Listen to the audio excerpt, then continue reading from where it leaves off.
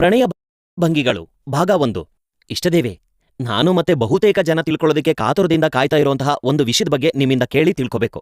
ಪ್ಲೆಜರ್ನ ದೃಷ್ಟಿಕೋನದಿಂದ ಇರ್ಬೋದು, ಅಥವಾ ಸೆಕ್ಷುವಲ್ ಪರ್ಫಾರ್ಮೆನ್ಸ್ ಆಧಾರದಲ್ಲಿರ್ಬೋದು, ಅಥವಾ ಎಲ್ರೂ ಬಹಳ ಉತ್ಸುಕತೆಯಿಂದ ಕಲಿಯೋದಿಕ್ಕೆ ಇಚ್ಛೆ ಪಡೋ ಸೆಕ್ಸ್ ಪೊಸಿಷನ್ ಅಥವಾ ಪ್ರಣಯ ಭಂಗಿಗಳ ಆಧಾರದಲ್ಲಿರ್ಬೋದು.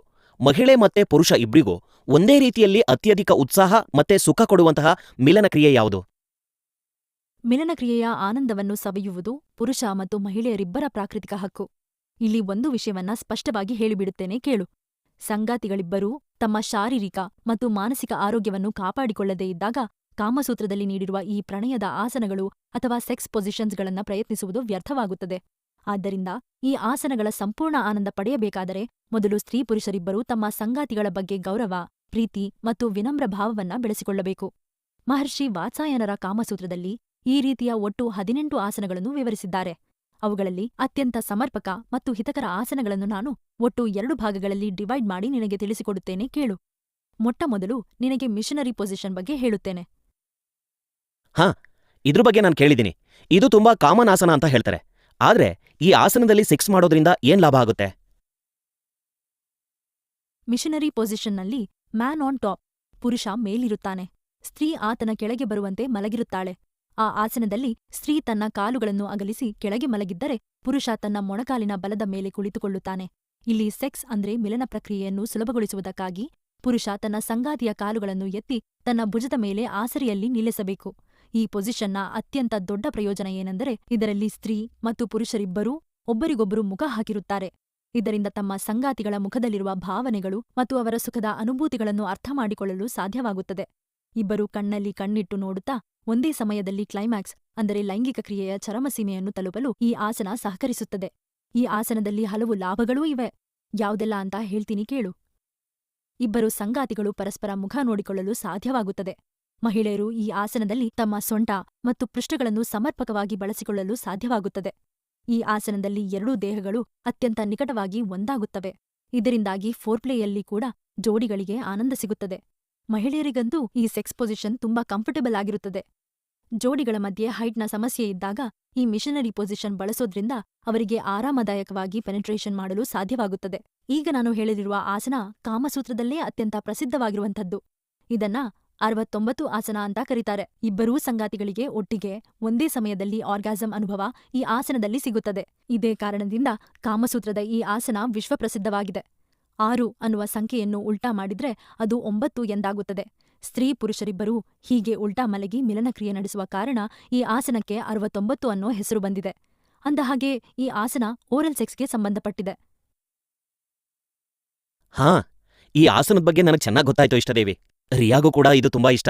ಇದು ಬಿಟ್ಟು ಬೇರೆ ಯಾವ ಸುಲಭದ ಆಸನಗಳಿವೆ ಅಂತ ಹೇಳ್ತೀರಾ?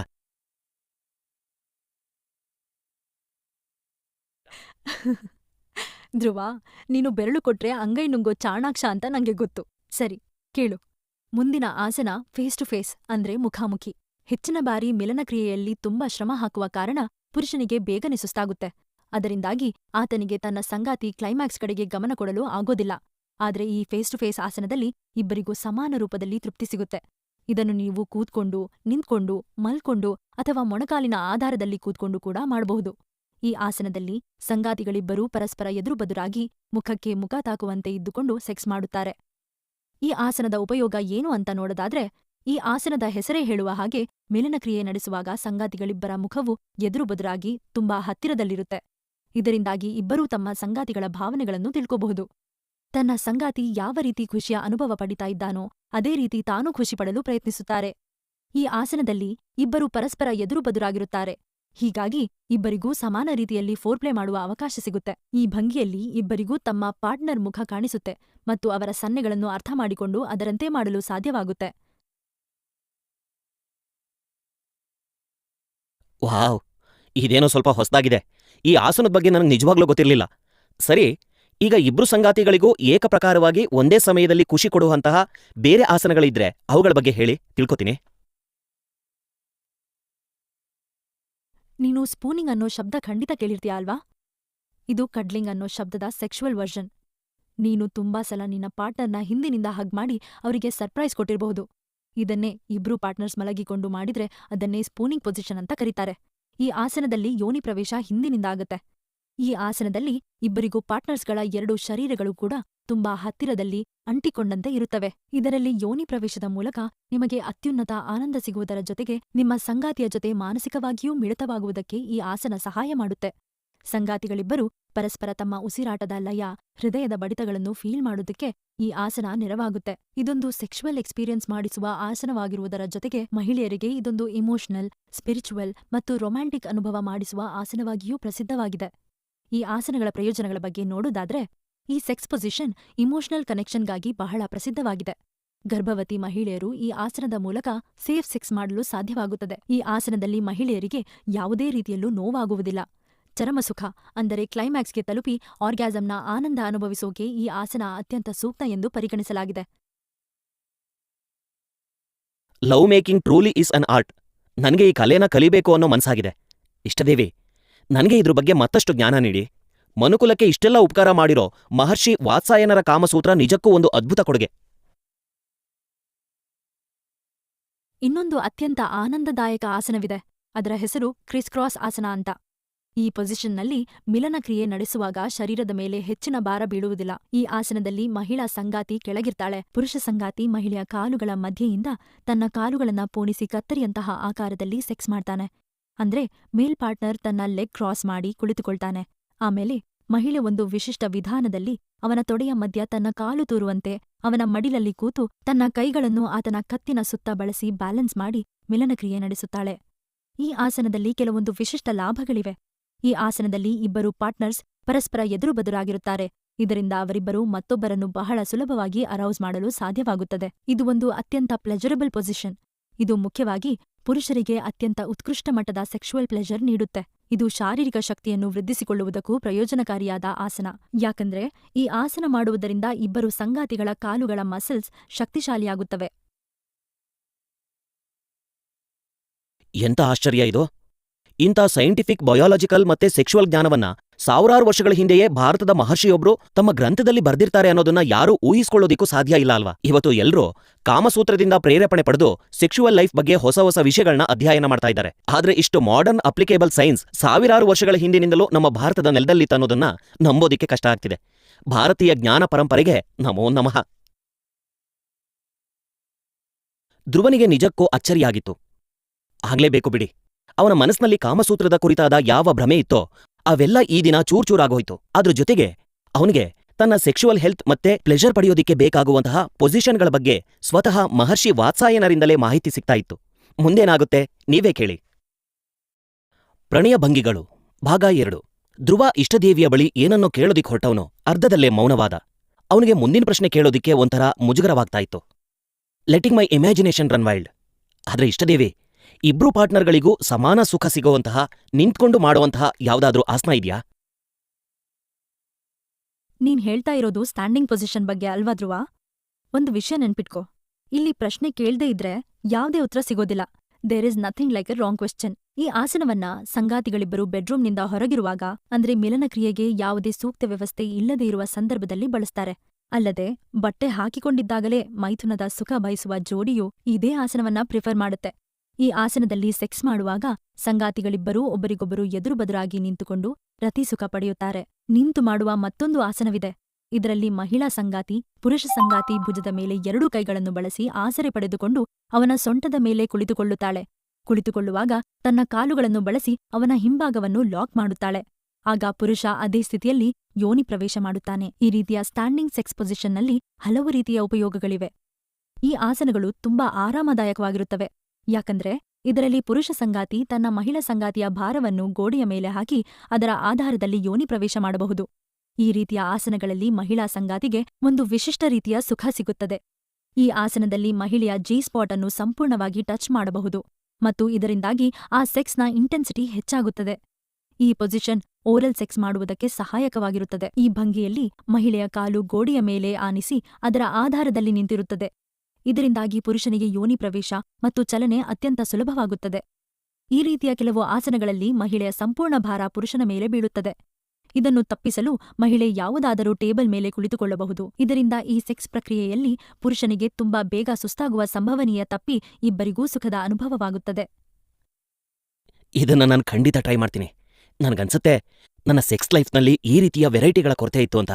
ಈಗ ನೀವ್ ಹೇಳಿದ್ದನ್ನೆಲ್ಲ ಟ್ರೈ ಮಾಡಿದ್ರೆ ನನ್ನ ಮತ್ತೆ ರಿಯಾಳ ಸಂಬಂಧದಲ್ಲಿ ಫಿಸಿಕಲ್ ಮತ್ತೆ ಸೆಕ್ಷುವಲ್ ಬಾಂಡಿಂಗ್ ಸುಧಾರಿಸ್ಬೋದು. ವಾತ್ಸಾಯನರ ಕಾಮಸೂತ್ರದ ವಿಶೇಷತೆಯೇ ಇದು ಧ್ರುವ. ಎಲ್ಲಿ ತನಕ ನಿನ್ಗೆ ನಿನ್ನ ಪಾರ್ಟ್ನರ್ ಬಗ್ಗೆ ಗೌರವ, ಕಾಳಜಿ ಮತ್ತೆ ಪ್ರೀತಿ ಇರುತ್ತೋ ಅಲ್ಲಿಯ ತನಕ ನೀನು ಈ ಮಹಾನ್ ಗ್ರಂಥದಲ್ಲಿ ಹೇಳಿರುವ ಉಪಾಯಗಳು, ಟಿಪ್ಸ್ ಮತ್ತು ಪೊಸಿಷನ್ಗಳ ಸಂಪೂರ್ಣ ಆನಂದ ಪಡೆಯಬಹುದು. ನಿಂಗೆ ಮುಂದಿನ ಆಸನದ ಬಗ್ಗೆ ತಿಳಿದುಕೊಳ್ಳೋ ಆಸಕ್ತಿ ಇದೆಯಾ?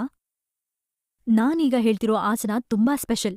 ಇದ್ರಲ್ಲಿ ಇಬ್ಬರೂ ಸಂಗಾತಿಗಳಿಗೆ ಸೆಕ್ಷುವಲ್ ಪ್ಲೆಷರ್ ಸಿಕ್ಕೋದ್ರ ಜೊತೆಗೆ ಒಂದೊಳ್ಳೆ ಜಿಮ್ ಸೆಷನ್ ಮಾಡಿದ ಅನುಭವ ಕೂಡ ಸಿಗತ್ತೆ. ಒಂದ್ವೇಳೆ ಈ ಆಸನ ಮಾಡೋದ್ರಿಂದ ಇಬ್ಬರೂ ಪಾರ್ಟ್ನರ್ಗಳ ದೇಹದಿಂದ ಸಾಕಷ್ಟು ಕ್ಯಾಲೋರೀಸ್ ಬರ್ನ್ ಆಗುತ್ತೆ ಅಂತ ಹೇಳಿದ್ರೆ ನೀನ್ ಏನ್ ಮಾಡ್ತೀಯಾ? ಖಂಡಿತ ಇದೆ. ಸರಿಯಾಗ್ ಹೇಳ್ದೆ ನೀನು. ಅದ್ರ ಜೊತೆಗೆ ಈಗ ನಾನ್ ಹೇಳೋ ಪೊಸಿಷನ್ ಮಹಿಳೆಯರಿಗೆ ತುಂಬಾ ಇಷ್ಟವಾಗುತ್ತೆ. ಯಾಕಂದ್ರೆ ಈ ಆಸನದಲ್ಲಿ ರತಿಸುಖದ ಸಂಪೂರ್ಣ ಕಂಟ್ರೋಲ್ ಮಹಿಳೆಯ ಕೈಯಲ್ಲಿರುತ್ತೆ. ಈ ಆಸನದ ಹೆಸರು ಕೇಳಿದ್ರೇನೆ ನಿಂಗದು ಅರ್ಥ ಆಗುತ್ತೆ. ಇದ್ರ ಹೆಸರು ಕೌಗಲ್. ಅಂದ್ರೆ ಇದರಲ್ಲಿ ಯೋನಿ ಪ್ರವೇಶದ ವೇಗ ಮತ್ತು ಮಿಲನದ ರಭಸ ಎಷ್ಟಿರ್ಬೇಕು ಅನ್ನೋದನ್ನ ಕಂಟ್ರೋಲ್ ಮಾಡೋದು ಅವಳೆ. ಹೀಗಾಗಿ ಎಷ್ಟೊತ್ತು ಸುರತಕ್ರಿಯೆ ನಡೀಬೇಕು ಅನ್ನೋದು ಕೂಡ ಇಲ್ಲಿ ಅವಳ ಇಚ್ಛೆಯ ಅನುಸಾರವಾಗಿಯೇ ನಡೆಯುತ್ತೆ. ಕೌಗಲ್ ಸೆಕ್ಸ್ ಪೊಸಿಷನ್ನಲ್ಲಿ ಪುರುಷ ಅಂಗಾತ ಮಲಗಿರುತ್ತಾನೆ. ಮಹಿಳಾ ಸಂಗಾತಿ ಅವನ ಮೇಲೆ ಸೊಂಟದ ಭಾಗದಲ್ಲಿ ಕುಳಿತಿರುತ್ತಾಳೆ. ಆದ್ರೆ ಇಲ್ಲಿ ಅವಳು ಪುರುಷ ಸಂಗಾತಿಯ ಮುಖಕ್ಕೆ ಬೆನ್ನು ಹಾಕಿ ಉಲ್ಟಾ ಕೂತಿರುತ್ತಾಳೆ. ಇದರಿಂದ ಆಕೆಯ ಎದೆಯ ಬದಲು ಬೆನ್ನು ಮತ್ತು ನಿತಂಬಗಳ ದರ್ಶನ ಪುರುಷನಿಗಾಗುತ್ತದೆ. ಅಲ್ಲದೆ ಯೋನಿ ಪ್ರವೇಶದ ಪ್ರತಿಯೊಂದು ಹಂತವೂ ಅವನಿಗೆ ಸ್ಪಷ್ಟವಾಗಿ ಕಾಣಿಸುತ್ತೆ. ಈ ಆಸನದ ಪ್ರಯೋಜನಗಳು ಅನೇಕ. ಪುರುಷ ಸಂಗಾತಿಯ ದೇಹದ ತೂಕ ತುಂಬಾ ಹೆಚ್ಚಿದ್ರೆ ಮಹಿಳಾ ಸಂಗಾತಿಗೆ ಈ ಆಸನ ತುಂಬಾ ಕಂಫರ್ಟಬಲ್ ಆಗಿರುತ್ತೆ. ಈ ಆಸನದಲ್ಲಿ ಮಹಿಳೆ ತನ್ನ ಪುರುಷ ಫೋರ್ಪ್ಲೇ ಮೂಲಕ ತುಂಬಾ ಸುಲಭವಾಗಿ ಉತ್ತೇಜಿತನನ್ನಾಗಿಸಬಹುದು. ಈ ಆಸನದಿಂದ ಶರೀರದ ಲೋವರ್ ಅಬ್ಡಾಮಿನಲ್ಸ್, ಪೆಲ್ವಿಕ್ ಮಸಲ್ಸ್ ಮತ್ತು ಕಾಲುಗಳ ಸ್ನಾಯು ಮತ್ತು ಮಾಂಸಖಂಡಗಳಿಗೆ ಉತ್ತಮ ವ್ಯಾಯಾಮ ಸಿಕ್ಕಿ ಶಕ್ತಿಶಾಲಿಯಾಗುತ್ತವೆ. ಈ ಆಸನದಲ್ಲಿ ಮಿಲನಕ್ರಿಯೆ ನಡೆಸಲು ಮಹಿಳೆಯರು ಸಾಕಷ್ಟು ಎಫರ್ಟ್ ಹಾಕಬೇಕಾಗುತ್ತದೆ. ಇದರಿಂದಾಗಿ ಈ ಆಸನದಲ್ಲಿ ಅವರು ಸರಾಸರಿ 200 ಕ್ಯಾಲರೀಸ್ ತನಕ ಬರ್ನ್ ಮಾಡಬಹುದು. ಪುರುಷರಲ್ಲಿ ಸುಮಾರು 40ರಿಂದ 50 ಕ್ಯಾಲರಿ ಬರ್ನ್ ಆಗುತ್ತದೆ. ಈ ಆಸನಗಳ ಜೊತೆಗೆ ಕಾಮಸೂತ್ರದಲ್ಲಿ ವ್ಯಾಲೆಂಟೈನ್ಸ್ ಪೊಸಿಷನ್ ಬಗ್ಗೆಯೂ ವಿವರಿಸಿದ್ದಾರೆ. ಇದನ್ನು ಅತ್ಯಂತ ಭಾವುಕ ಸ್ಥಿತಿ ಅಂತಾನೂ ಕರೀತಾರೆ. ಈ ಪೊಸಿಷನ್ನಲ್ಲಿ ನೀವು ನಿಮ್ಮ ಸಂಗಾತಿಯ ಎದೆಯ ಮೇಲೆ ತಲೆ ಇಟ್ಟುಕೊಂಡು ಮಲಗಿ ಮಿಲನಕ್ರಿಯೆ ನಡೆಸಬಹುದು. ಆದರೆ ಈ ಆಸನದಲ್ಲಿ ನೀವು ಆಕ್ರಮಣಕಾರಿ ಅಥವಾ ಅತಿ ಉತ್ತೇಜಿತರಾಗಿ ಮಿಲನಕ್ರಿಯೆ ನಡೆಸಲು ಸಾಧ್ಯವಾಗುವುದಿಲ್ಲ. ಈ ಆಸನ ತಮ್ಮ ಸಂಗಾತಿಯ ಬಗ್ಗೆ ಇರೋ ಭಾವನೆ, ಪ್ರೀತಿಯನ್ನು ವ್ಯಕ್ತಪಡಿಸೋಕೆ ಅತ್ಯಂತ ಸೂಕ್ತ. ಇದರ ಇನ್ನೊಂದು ಪ್ರಕಾರದಲ್ಲಿ ಮಹಿಳೆ ತನ್ನ ಸಂಗಾತಿಯ ಮಡಿಲಲ್ಲಿ ಕಾಲು ಕ್ರಾಸ್ ಮಾಡಿದ ಪೊಸಿಷನ್ನಲ್ಲಿ ಕುಳಿತುಕೊಳ್ಳುತ್ತಾಳೆ. ಸಂಗಾತಿಯ ತೊಡೆಯ ಮಧ್ಯ ಆಕೆಯ ಸಂಪೂರ್ಣ ಪ್ರೀತಿಯನ್ನು ಸಮರ್ಪಿಸುತ್ತಾ ತನ್ನ ಸಂಗಾತಿಯನ್ನು ಬಿಗಿಯಾಗಿ ತಬ್ಬಿಕೊಂಡು ಒಬ್ಬರನ್ನೊಬ್ಬರು ಸುರತಕ್ರಿಯೆ ನಡೆಸುತ್ತಾ ಈ ಆಸನದ ಆನಂದವನ್ನು ಅನುಭವಿಸಬಹುದು. ಕಾಮಸೂತ್ರದಲ್ಲಿ ಇನ್ನೊಂದು ವಿಶೇಷ ಆಸನದ ವರ್ಣನೆ ಇದೆ. ಇದನ್ನು ಮ್ಯಾಜಿಕ್ ಮೌಂಟೇನ್ ಅನ್ನುತ್ತಾರೆ. ಈ ಆಸನವನ್ನು ಹೆಚ್ಚಾಗಿ ಸಂಗಾತಿಗಳು ಲೈಂಗಿಕ ಕ್ರಿಯೆಯನ್ನು ಇನ್ನಷ್ಟು ತೀವ್ರಗೊಳಿಸಲು ಅನುಸರಿಸುತ್ತಾರೆ. ಒಬ್ಬರ ಕಾಲುಗಳಲ್ಲಿ ತಮ್ಮ ಕಾಲುಗಳನ್ನು ಮಿತಗೊಳಿಸಿಕೊಂಡು ಅತ್ಯಂತ ಸಮೀಪ ಕುಳಿತುಕೊಂಡು ಈ ಆಸನದಲ್ಲಿ ಲೈಂಗಿಕ ಕ್ರಿಯೆಯನ್ನು ನಡೆಸಲಾಗುತ್ತದೆ. ಈ ಸ್ಥಿತಿಯಲ್ಲಿ ನೀವು ನಿಮ್ಮ ಸಂಗಾತಿಯೊಂದಿಗೆ ದೇಹ ಮತ್ತು ಮನಸ್ಸು ಎರಡರಿಂದಲೂ ಸಂಪೂರ್ಣವಾಗಿ ಬೆರೆತು ಅತ್ಯಂತ ರೋಮಾಂಚನದ ಅನುಭವವನ್ನು ಪಡೆಯಬಹುದು. ಮೊದ್ಲು ಅದೇ ಆಸನ ಮಾಡ್ತೀನಿ ಅಷ್ಟೇ. ಇಷ್ಟಕ್ಕೂ ನೀವು ಹೇಳಿರೋ ಪ್ರಕಾರ ಸೆಕ್ಸ್ನಲ್ಲಿ ಎಷ್ಟು ಇಂಟೆನ್ಸಿಟಿ ಇರುತ್ತೋ ಅದಕ್ಕೋಸ್ಕರ ಅಷ್ಟೇ ಕಷ್ಟಪಡಬೇಕಾಗತ್ತೆ. ಹೀಗಾಗಿ ನೀವು ಹೇಳಿರೋ ಹಲವು ಆಸನಗಳು ನಮ್ಮ ಶರೀರಕ್ಕೆ ಒಳ್ಳೆ ವ್ಯಾಯಾಮ ನೀಡಿ ಬಾಡಿ ಹೆಲ್ತ್ ಕಾಪಾಡ್ಕೊಳ್ಳೋದಿಕ್ಕೂ ಹೆಲ್ಪ್ ಮಾಡುತ್ತೆ ಅನ್ನೋದು ನನ್ಗೀಗ ಅರ್ಥ ಆಗ್ತಿದೆ. ಧ್ರುವ, ಮಹರ್ಷಿ ವಾತ್ಸಾಯನರ ಕಾಲದಲ್ಲಿ ವೈಜ್ಞಾನಿಕ ಸಂಶೋಧನೆ ಇರಲಿಲ್ಲ ಅನ್ನೋದು ಸರಿಯಲ್ಲ. ಹಾಗೆ ಹೇಳೋದು ತಪ್ಪಾಗುತ್ತೆ. ಯಾಕಂದ್ರೆ ನಮ್ಮ ಅನೇಕ ದಿಗ್ಗಜರು ಇತರ ದೇಶಗಳಿಗಿಂತ ಮೊದಲು ಸೂರ್ಯ, ಚಂದ್ರ, ನಕ್ಷತ್ರ, ಗ್ರಹಗಳು, ಸೌರಮಂಡಲ, ಆಯುರ್ವೇದ, ಶಸ್ತ್ರಚಿಕಿತ್ಸೆ ಹಾಗೂ ಅಡ್ವಾನ್ಸ್ಡ್ ಸೈನ್ಸ್, ಖಗೋಳಶಾಸ್ತ್ರ, ಗಣಿತಶಾಸ್ತ್ರ, ಭೌತಶಾಸ್ತ್ರ, ರಾಜಕೀಯ ಹೀಗೆ ಅನೇಕ ವಿಷಯಗಳ ಬಗ್ಗೆ ಕರಾರುವಕ್ಕಾದ ಗ್ರಂಥಗಳನ್ನ ಬರೆದಿದ್ದಾರೆ. ವೈಜ್ಞಾನಿಕ ಸಂಶೋಧನೆಗಳು ಇಲ್ದೇ ಇದ್ರೆ ಇವೆಲ್ಲ ಬರೆಯೋದಿಕ್ಕೆ ಸಾಧ್ಯ ಆಗ್ತಾ ಇರ್ಲಿಲ್ಲ ಅಲ್ವಾ? ಧ್ರುವ ತನ್ನ ಸಂಗಾತಿಗೆ ಸೆಕ್ಷುವಲ್ ಸ್ಯಾಟಿಸ್ಫ್ಯಾಕ್ಷನ್ ಜೊತೆಗೆ ಮೆಂಟಲ್ ಮತ್ತೆ ಸ್ಪಿರಿಚುವಲ್ ಸುಖವನ್ನ ಕೊಡೋದಿಕ್ಕೆ ಹೆಲ್ಪ್ ಮಾಡುವಂತಹ ಎಲ್ಲಾ ವಿಷಯಗಳನ್ನ, ಜ್ಞಾನವನ್ನ ಧ್ರುವ ಈಗ ಇಷ್ಟದೇವಿಯ ನಿರೂಪಣೆಯಲ್ಲಿ ಕಾಮಸೂತ್ರದಿಂದ ಪಡ್ಕೊಂಡಿದ್ದ. ದೇಹದ ಜೊತೆ ಸಂಗಾತಿಯ ಮನಸ್ಸನ್ನ ಹೇಗೆ ಎಕ್ಸ್ಪ್ಲೋರ್ ಮಾಡ್ಬೋದು ಅನ್ನೋದನ್ನು ಕೂಡ ಅವನು ತಿಳ್ಕೊಂಡಿದ್ದ. ಕಾಮಸೂತ್ರ ಹೇಳಿಕೊಟ್ಟ ಎಲ್ಲಾ ಸೆಕ್ಷುವಲ್ ಪೊಸಿಷನ್ಗಳನ್ನ ತಿಳ್ಕೊಂಡು ಅವುಗಳನ್ನ ರಿಯಾಳ್ ಜೊತೆ ಆನಂದಿಸೋದಕ್ಕೆ ಧ್ರುವ ತುಂಬಾ ಉತ್ಸುಕನಾಗಿದ್ದ. ಪ್ರಾಯಶಃ ನಿಮಗೂ ಕಾಮಸೂತ್ರದ ಅದ್ಭುತ ಜ್ಞಾನದ ಮೂಲಕ ಧ್ರುವನಷ್ಟೇ ಉತ್ಸಾಹ ಉಟ್ಕೊಂಡಿರ್ಬೇಕು ಅಂತ ಅಂದ್ಕೊಳ್ತಾ ನಾವೀಗ ಮುಂದಿನ ಎಪಿಸೋಡ್ ಕೇಳೋಣ.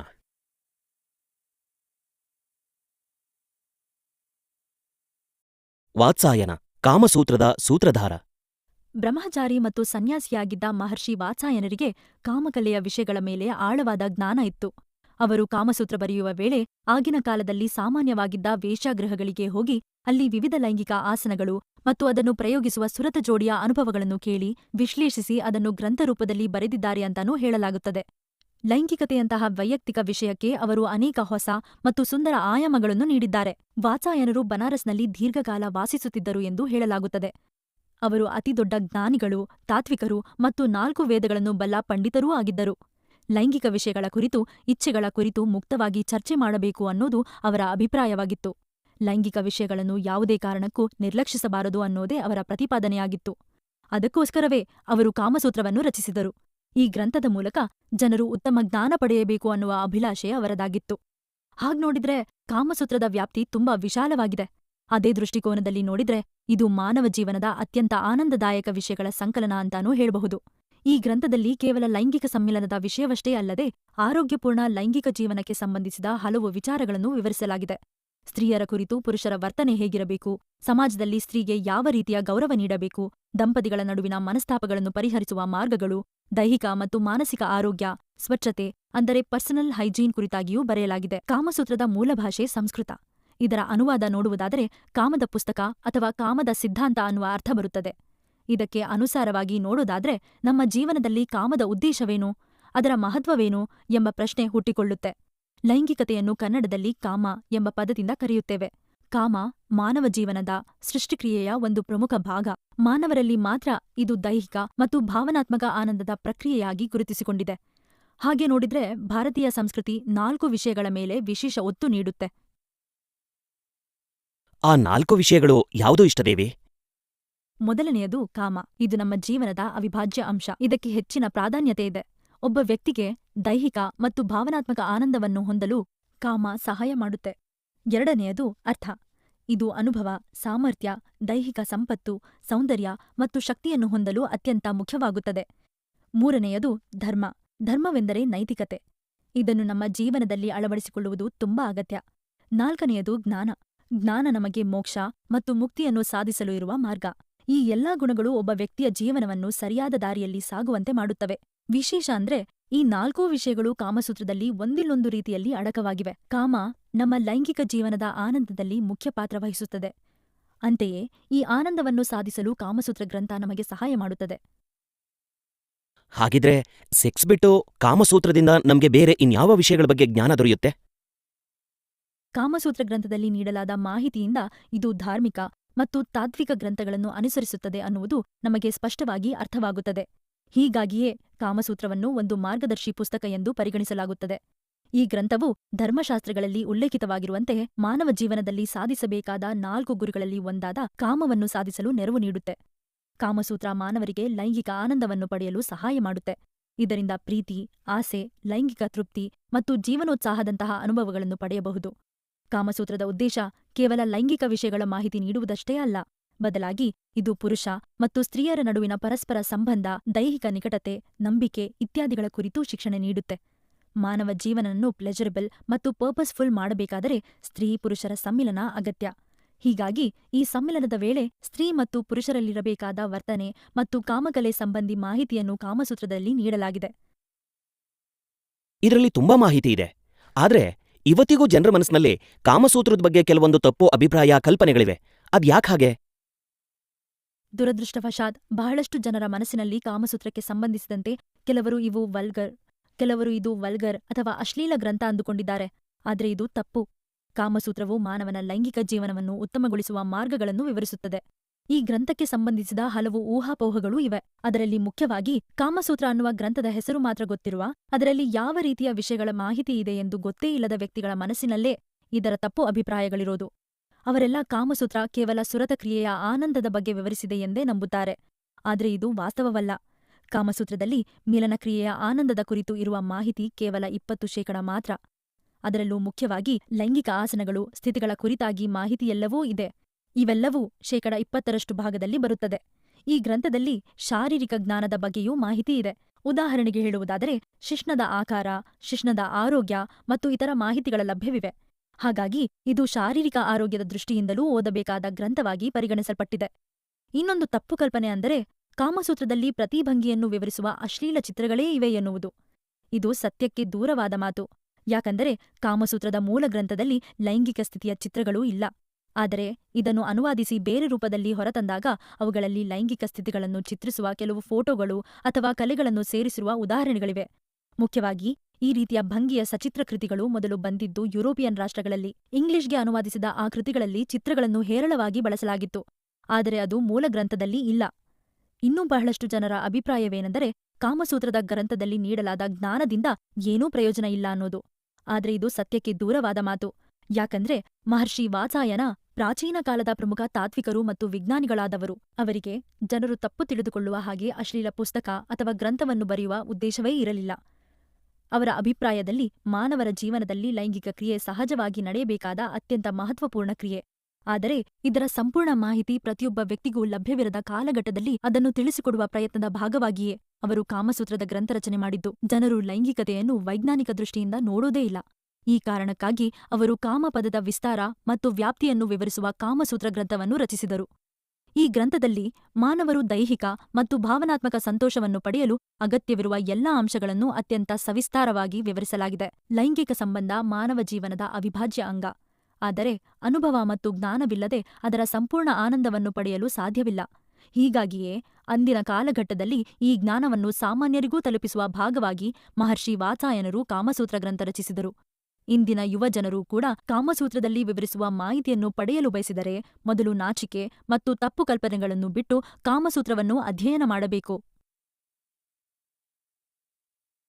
ಇಷ್ಟದೇವಿಯು ಕಾಮಸೂತ್ರದ ಮೂಲ ಉದ್ದೇಶದ ಕುರಿತು ನೀಡಿದ ವ್ಯಾಖ್ಯಾನ ಕೇಳಿ ಧ್ರುವನ ಕಣ್ಣಾಲಿಗಳಲ್ಲಿ ನೀರು ತುಂಬಿಕೊಳ್ತು. ಅವನು ಕಾಮಸೂತ್ರವನ್ನ ಉತ್ತಮ ನಾಗರಿಕತೆಯ ಒಂದು ಭಾಗ, ಒಂದು ಪರಿಪೂರ್ಣ ಜೀವನದ ಕೈಪಿಡಿ ಎಂಬುದಾಗಿ ಅರ್ಥ ಮಾಡ್ಕೊಂಡ. ಅದರ ಕುರಿತು ತಿಳಿದದ್ದು ತನ್ನ ಭಾಗ್ಯ ಅನ್ನೋದು ಧ್ರುವನ ಅಭಿಪ್ರಾಯವಾಗಿತ್ತು. ಹೀಗಾಗಿಯೇ ಅವನ ಕಣ್ಣುಗಳಲ್ಲಿ ಖುಷಿಯ ಕಣ್ಣೀರು ತುಂಬಿಕೊಂಡಿತ್ತು. ಆ ಹೊತ್ತಿಗೆ ಲೈಬ್ರರಿಯಲ್ಲಿ ಇಷ್ಟದೇವಿಯ ಧ್ವನಿ ಗಟ್ಟಿಯಾಗಿ ಮೊಳಗ್ತು. ಧ್ರುವ, ನಾನೀಗ ಹೊರಡುವ ಸಮಯ ಬಂತು. ನಿನ್ನ ಮನಸ್ಸಿನಲ್ಲಿ ಕಾಮಸೂತ್ರದ ಬಗ್ಗೆ ಇದ್ದ ತಪ್ಪು ಕಲ್ಪನೆ ಮತ್ತು ಮಿತ್ಗಳು ಈಗ ದೂರವಾಗಿವೆ ಎಂದು ನಾನು ಅಂದುಕೊಳ್ಳುತ್ತೇನೆ. ಈಗ ನೀನು ಪಡೆದುಕೊಂಡಿರುವ ಈ ಜ್ಞಾನವನ್ನು ನಿನ್ನ ಜೀವನದಲ್ಲಿ ಬಳಸಿಕೊ. ನಿನ್ನ ಸಂಗಾತಿಯ ಜೊತೆ ಉತ್ತಮ ಸಂಬಂಧ ಮರುಸ್ಥಾಪಿಸಿಕೊಂಡು ಆರೋಗ್ಯಪೂರ್ಣ ಲೈಂಗಿಕ ಜೀವನವನ್ನು ನಡೆಸು. ನಮ್ಮ ದೇಹ ಆರೋಗ್ಯವಾಗಿಲ್ಲದಿದ್ದರೆ ನಮ್ಮ ಮನಸ್ಸು ಯಾವಾಗಲೂ ಅಶಾಂತಿಯಿಂದ ತುಂಬಿ ಸ್ಥಿಮಿತ ಕಳೆದುಕೊಳ್ಳುತ್ತದೆ. ದೇಹ ರೋಗಗ್ರಸ್ತವಾಗಿದ್ದಾಗ ನಮ್ಮ ದೈಹಿಕ, ಭಾವನಾತ್ಮಕ ಮತ್ತು ಮಾನಸಿಕ ಒತ್ತಡಗಳು ಕಡಿಮೆಯಾಗುವುದಿಲ್ಲ. ಧ್ರುವ, ಆರೋಗ್ಯಪೂರ್ಣ ಲೈಂಗಿಕ ಜೀವನವು ಮಾನವನಿಗೆ ತುಂಬಾ ಮುಖ್ಯ. ಇದಕ್ಕೆ ಸಂಬಂಧಿಸಿದ ಜ್ಞಾನ ಪಡೆಯುವುದು ನಮ್ಮ ನೈಸರ್ಗಿಕ ಮತ್ತು ಜನ್ಮಸಿದ್ಧ ಹಕ್ಕು. ಹಾಗಾಗಿ ಪ್ರಶ್ನೆಗಳನ್ನು ಕೇಳುವುದನ್ನು ಮುಂದುವರೆಸು. ಕಾಮಸೂತ್ರದ ಸಲಹೆಗಳು, ಟಿಪ್ಸ್ ಮತ್ತು ಮಾರ್ಗದರ್ಶನಗಳನ್ನು ಉಪಯೋಗಿಸಿಕೊಂಡು ಸಂತೋಷಕರ ಲೈಂಗಿಕ ಜೀವನವನ್ನು ಅನುಭವಿಸು ಎಂದು ನಾನು ನಿನಗೆ ಹಾರೈಸುತ್ತೇನೆ.